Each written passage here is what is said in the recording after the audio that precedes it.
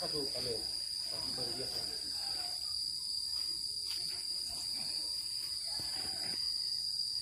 คนที่ผู้อื่นที่เข้ามาเขาจะอาจจะมาธุรกิจเรื่องนี้ต่างๆที่ไปเพราะว่าให้มาดูให้มารักษาติดร่างเก่าอยู่ห่างอยู่ในร่วงพระบางนี่ปกติมันจะมีแต่ช่องล่างที่เป็นภูหัก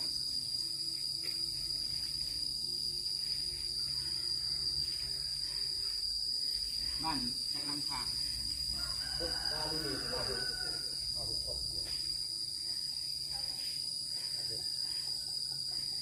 แต่ก่อนบ้านนี้เลยได้ที่สุดแล้วเพราะว่ามันลำบากเริ่มทยอยเข้าไปในเมืองอยู่ในเมืองเล็กน้อยเล็กน้อย